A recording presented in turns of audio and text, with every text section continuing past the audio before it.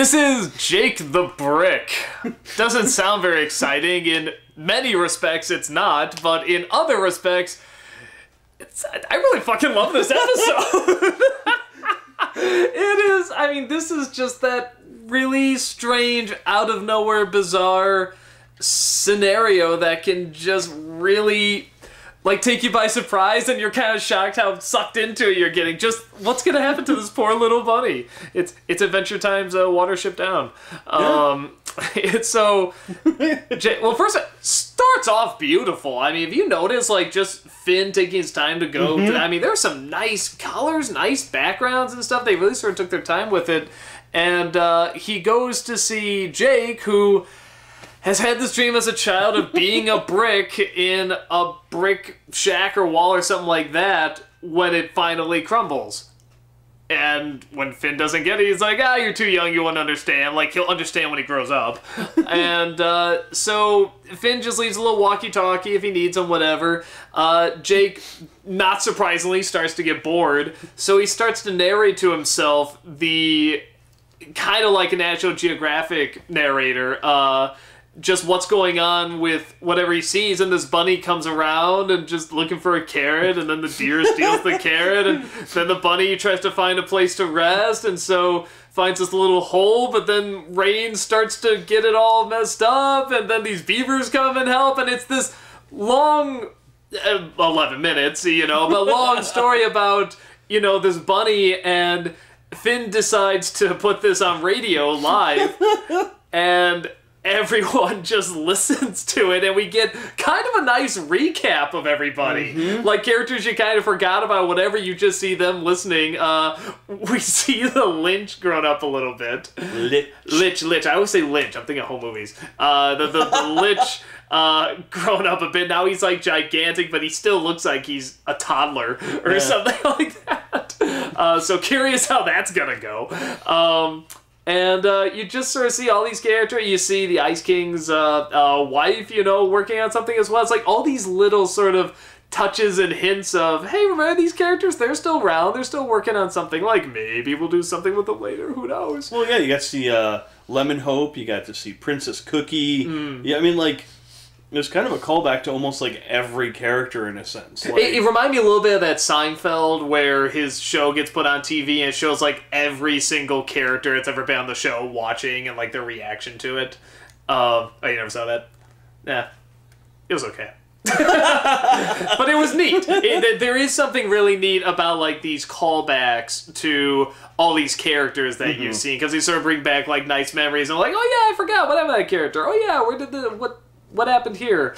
And like I said, some you see grown up a bit, some you see what they're up to, and they're all coming together just to hear about this bunny, and they have like I Heart Bunny t-shirts and, you know, little signs rallying behind the bunny, and everyone just gets sucked in when he's talking about what's happening to the bunny's home, and it's getting destroyed by the deer.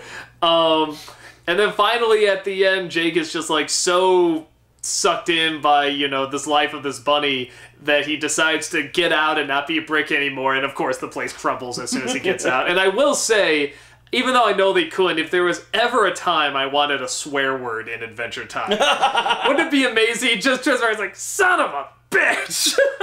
I was just thinking more like, oh, fuck. Yeah, like one of those. Originally I was thinking fuck, but I was like, you probably get away with... No, you can't get away with any of it. Yeah, fuck with it. Oh, fuck.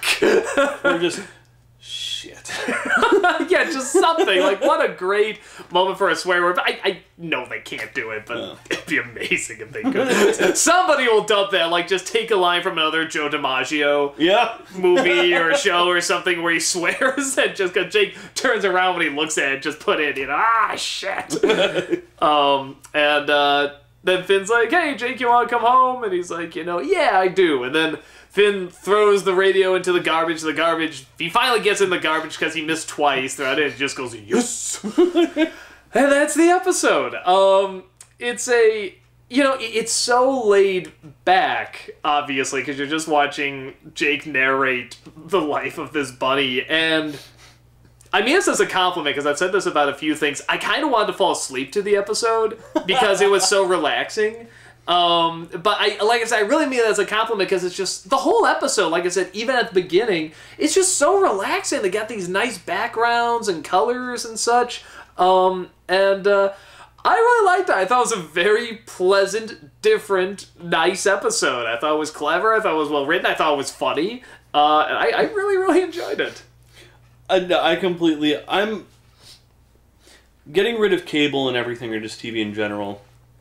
It like throws you off. One of the few channels I did watch was like Animal Planet and stuff like that. I loved watching the nature shows where that's exactly what they did.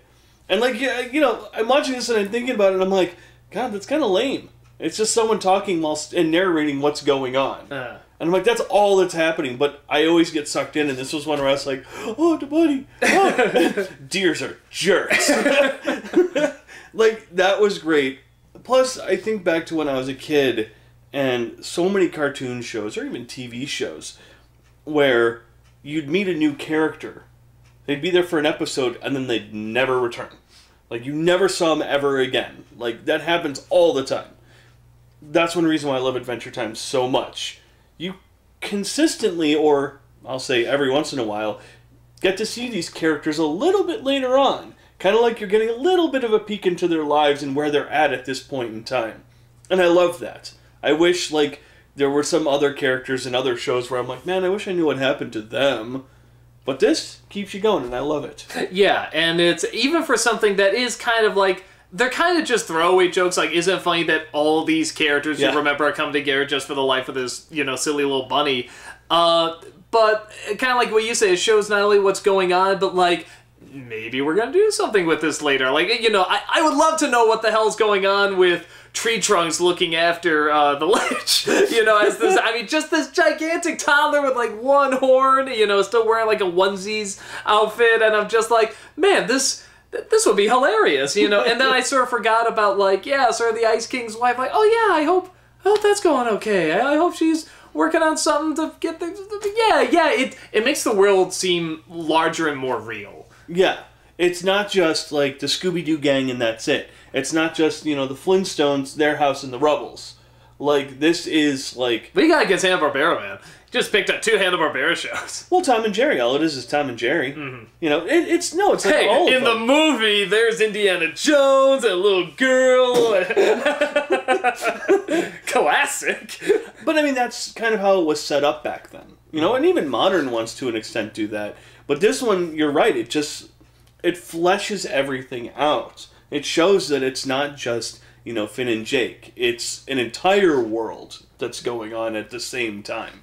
And I love that, you know. And I think, you know, for a show... How long has this show been on now? I mean, this is 7th season, I think? Yeah, I mean, I think we've both seen a lot of shows that have come on, and it's like, after 7 seasons, it's like they wear out their welcome or whatever. And it's like... You know, every once in a while we'll see an episode, it's like, that one wasn't as hot or interesting, whatever, that one kind of seemed like, you know, it could have been stronger or something, but, I mean, I like seeing an episode like this, because it's still like, no, we can try something a little new, and we can mix it up, and we can make it, like I said before, just, like, kind of spontaneous, and you're not sure if this episode's going to be a serious one, or a funny one, or just an out-of-the-blue, totally different one. Yeah. And I really like that. There's so few shows that can keep that going for such a long time, and I really like that they're still taking a chance and sort of trying new stuff, like this episode. So, no, I thought it was definitely a really nice, laid-back, funny episode. And it might be one of my favorites, actually. I know that sounds weird. No, but it actually enjoyable. kind of is. Because it just was so different. It was just so laid back and so just up my alley of like, that just sounds like a nice thing just to put on and relax. It's like NPR, kind of. Yeah. Which, if people don't like NPR, it's like, I get it. It's like, well, just a guy talking like this slowly over something. It's not especially funny or whatever. You know, the Garrison Keillor stuff. But once in a while, I kind of like something like that. And it's in this very bizarre lineup of episodes and shows. It's like, it is nice to get an episode like that. For me... One reason why I stopped liking The Simpsons was because it was kind of the same thing continually. Yeah. With The Simpsons, yes, and don't get me wrong, they do stretch the bounds. They did try out different things. I'm not saying they didn't, so don't attack me for it. Oh, no, nobody likes The Simpsons now, don't worry. But it's, it started to get stale because you can only do so much with those characters. In a world like Adventure Time, anything is possible. Literally anything is possible. And they're always trying new and look at the Prismo episode.